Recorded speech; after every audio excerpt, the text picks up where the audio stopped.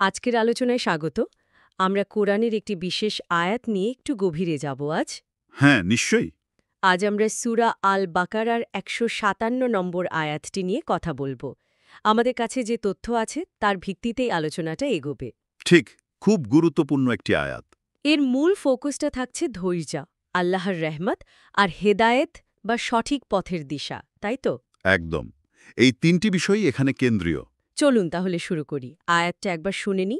সূরা আল বাকারা আয়াত নাম্বার 157।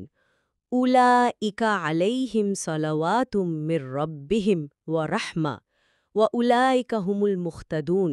হুম, এর একটা সরল বাংলা অনুবাদ যদি বলি তাহলে দাঁড়ায়, তারাই তারা যাদের প্রতি রয়েছে তাদের প্রভুর পক্ষ থেকে বিশেষ অনুগ্রহ ও দয়া এবং তারাই সঠিক পথে পরিচালিত।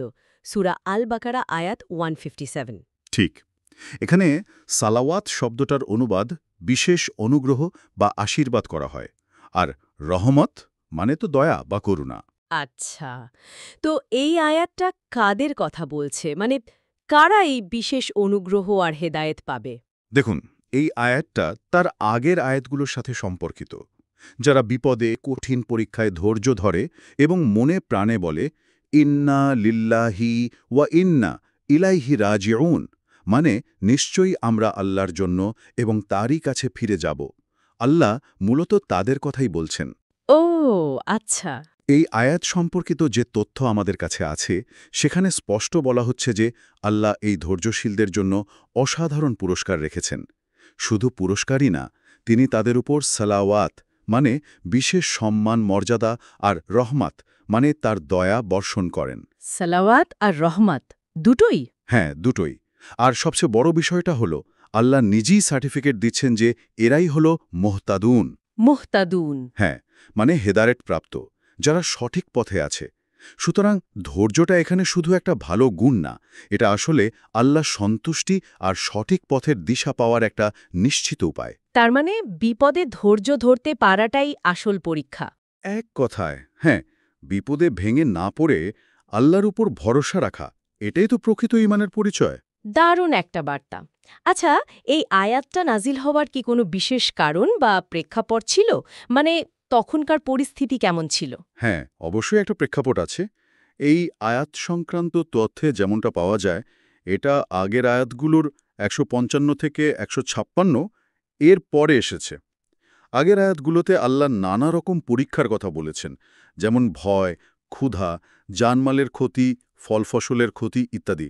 হুম হুম। তো যখন ইসলামের শুরুর দিকে মুসলিমরা যুদ্ধ, প্রিয়জন হারানোর বেদনা, আর্থিক সংকট এইসব কঠিন পরিস্থিতির মধ্যে দিয়ে যাচ্ছিলেন, আর তারা তখনও ধৈর্য ধরেছিলেন, তখন আল্লাহ তাদেরকে সান্ত্বনা আর সুসংবাদ দেওয়ার জন্যই এই আয়াতটা নাজিল করেন। ও আচ্ছা, মানে এটা ছিল একটা ঐশিক আশ্বাস, তাই তো? ঠিক ধরেছেন। আল্লাহ যেন বলছেন, তোমরা চিন্তা করো না, তোমরা একা ন। তোমাদের এই ধৈর্যের বিনিময়ে আমার পক্ষ থেকে বিশেষ অনুগ্রহ, রহমত আর পথ নির্দেশনা অপেক্ষা করছে। বুঝতে পারলাম। আচ্ছা, আয়াতের ভেতরে যে শব্দগুলো আছে, সালাওয়াত, রহমত, মোহতাদুন, এগুলোর অর্থ যদি আরেকটু ভেঙে বলেন? আচ্ছা, প্রথমটা হল আলাইহিম সালাওয়াতুম মেন রব্বেহিম। এর মানে শুধু সাধারণ আশীর্বাদ না, বরং তাদের রবের পক্ষ থেকে বিশেষ সম্মান, প্রশংসা আর মর্যাদা। সালাওয়াত শব্দটা এখানে আল্লাহর তরফ থেকে আসা একটা উঁচু স্তরের স্বীকৃতি বোঝাচ্ছে। মানে খুবই স্পেশাল একটা ব্যাপার। হ্যাঁ, খুবই স্পেশাল। এরপর আসছে ওয়া রাহমা। এটা হলো করুণা বা দয়া।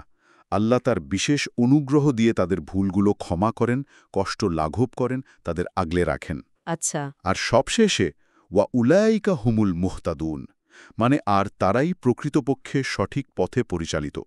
এখানে একটা জোর আছে যে এই ধৈর্য আর আল্লাহর প্রতি সন্তুষ্টিই হল সঠিক হেদায়েতের প্রমাণ। এরাই সেই লোক যারা সঠিক পথে আছে। তার মানে হেদায়েত বা সঠিক পথে থাকাটা ধৈর্যের সাথে ওতপ্রোতভাবে জড়িত। ধৈর্য ধরলেই কি সঠিক পথটা চেনা যায়? অনেকটা সেরকমই। কারণ যে বিপদে আল্লাহর সিদ্ধান্ত মেনে নিতে পারে, সে আসলে বিভ্রান্ত হয় না। তার পা স্থির থাকে, সে আল্লাহর দেখানো পথেই থাকে। অন্য কথায়, ধৈর্যই তাকে সঠিক পথে টিকিয়ে রাখে। ব্যাপারটা পরিষ্কার হলো। আচ্ছা, যদি কিছু সহজ উদাহরণ দিয়ে বোঝানো যায়, যেমনটা আমাদের কাছে থাকা তথ্যেও হয়তো ইঙ্গিত করা হয়েছে। হ্যাঁ, ধরুন কারো খুব কাছের কেউ মারা গেলেন। এটা বিরাট বড় একটা আঘাত। কিন্তু তিনি যদি ভেঙে না পড়ে আল্লাহর ওপর ভরসা রাখেন, ইন্না লিল্লাহি বলেন, তাহলে আল্লাহ তাকে শুধু যে সান্ত্বনা দেন তাই না, বরং তার ওপর বিশেষ রহমত নাজিল করেন। হ্যাঁ। অথবা ধরুন ব্যবসায় বড় লোকসান হল, একেবারে পথে বসার মতো অবস্থা, কিন্তু তিনি হতাশ হলেন না, ধৈর্য ধরে থাকলেন, আল্লাহর সাহায্য চাইলেন। দেখা গেল আল্লাহ হয়তো তাকে অন্য কোনো দিক থেকে আরও ভালো কিছু দিলেন। এই তথ্যে তো একটা সূত্রের মতোই বলা আছে ব্যাপারটা, ধৈর্য প্লাস আল্লাহর স্মরণ ইজ ইকুয়াল টু আল্লাহর বিশেষ অনুগ্রহ, সালাওয়াত প্লাস রহমত প্লাস হেদায়েত। বা খুব সুন্দর সূত্র তো। ধৈর্য আর আল্লাহর স্মরণ, বিনিময়ে এত কিছু। একদম। আর একটা মজার ব্যাপার কি জানেন, এই আয়াতের যে মূল বার্তা, এর সাথে কিন্তু আধুনিক বিজ্ঞানেরও কিছু মিল খুঁজে পাওয়া যায়। মানে আমাদের কাছে যে তথ্য আছে সেখানেও এর উল্লেখ আছে। তাই নাকি? যেমন ধরুন মনোবিজ্ঞান কি বলে? তারা বলে ধৈর্য মানুষের মানসিক চাপ কমায়, ডিপ্রেশন বা হতাশা কাটাতে সাহায্য করে, আর ইমোশনাল রেজিলিয়েন্স বাড়ায়। ইমোশনাল রেজিলিয়েন্স মানে আবেগ সামলানোর ক্ষমতা। হ্যাঁ, ঠিক তাই। আবেগের যে ঝড়, সেটা সামলে স্থির থাকার ক্ষমতা। আবার ধরুন নিউরোসায়েন্স বা স্নায়ুবিজ্ঞান বলছে, যখন আমরা ধৈর্য ধরি তখন মস্তিষ্কের কিছু কেমিক্যালস যেমন সেরোটোনিন বা ডোপামিন, এগুলো একটা ব্যালেন্সড অবস্থায় থাকে। এটা মনকে শান্ত রাখতে সাহায্য করে। তার মানে এই যে আধ্যাত্মিক একটা নির্দেশনা, এর একটা বাস্তব মনস্তাত্ত্বিক বা শারীরবৃত্তীয় ভিত্তিও খুঁজে পাওয়া যাচ্ছে। কিছুটা তো বটেই।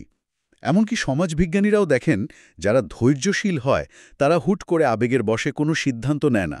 তারা যুক্তি দিয়ে ভাবে, পরিস্থিতি বিচার করে।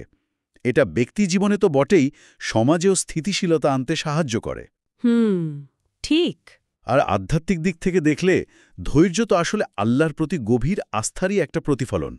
আর এই আস্থাটাই আত্মিক শান্তি এনে দেয়, ঈমানকে আরও মজবুত করে। তো সব মিলিয়ে এটা মন, মস্তিষ্ক আর আত্মা তিনেরই একটা সমন্বয় বলা যেতে পারে। দারুণ। তাহলে এই আয়াত থেকে আমরা যে শিক্ষাগুলো পেলাম, সেগুলোকে যদি একটু গুছিয়ে বলি। অবশ্যই। প্রথমত, বিপদে ধৈর্য ধরলে আল্লাহর বিশেষ রহমত, সম্মান এই সবই নিশ্চিত। দ্বিতীয়ত, মনে রাখতে হবে কষ্টের পরেই স্বস্তি আসে। এটা আল্লাহর প্রতিশ্রুতি। হ্যাঁ। তৃতীয়ত, সত্যিকারের হেদায়েত বা সঠিক পথের দিশা পেতে হলে ধৈর্য আর ঈমান এই দুটোকে একসাথে ধারণ করতে হবে। চতুর্থত, কোনো বিপদে অভিযোগ না করে আল্লাহর সিদ্ধান্তে সন্তুষ্ট থাকা, এটা আল্লাহ খুব পছন্দ করেন। আর পঞ্চমত, বিপদের সময়ে মুখে ইন্না লিল্লাহি ওয়া ইন্না ইলাইহি রাজিউন বলাটা শুধু একটা বাক্য না, এটা আসলে আল্লাহর কাছে পুরোপুরি আত্মসমর্পণ করা আর হেদায়েতের পথে চলার প্রথম পদক্ষেপ। অসাধারণ। পুরো আলোচনাটার সারমর্ম করলে এটাই দাঁড়ায় যে ধৈর্য ধরলে আল্লাহ ভালোবাসেন, রহমত দেন আর সঠিক পথটাও দেখিয়ে দেন। শান্তি, ধৈর্য আর হেদায়েতের কি দারুণ একটা প্যাকেজ। হ্যাঁ, একদম। আর এই আয়াতের তথ্যের শেষে একটা গভীর চিন্তার বিষয়ও তুলে ধরা হয়েছে। কি সেটা? সেটা হলো, ধৈর্য তো আমাদের আবেগের বদলে যুক্তি দিয়ে সিদ্ধান্ত নিতে শেখায়। তো ভাবনার বিষয়টা হলো, শুধু জীবনের বড় বড় ঝড় বা বিপর্যয় নয়, যদি আমরা প্রতিদিনের ছোটখাটো বিরক্তি, ধরুন ট্রাফিক জ্যাম বা কারোর সাথে সামান্য মতের অমিল, এই সব ক্ষেত্রেও একটু সচেতনভাবে ধৈর্য ধরতে পারি আর আল্লাহকে স্মরণ করতে পারি, তাহলে সেটা আমাদের নিজেদের আচরণ, আমাদের পারস্পরিক সম্পর্কগুলো, এমনকি চারপাশের পরিবেশের উপর কতটা ইতিবাচক প্রভাব ফেলতে পারে বলুন তো। এটা নিয়ে আমরা প্রত্যেকেই একটু ভাবতে পারি। সত্যি ভাবার মতো একটা বিষয়। দৈনন্দিন জীবনে এই ধৈর্যের অনুশীলন। অনেক ধন্যবাদ আপনাকে। আপনাকেও ধন্যবাদ।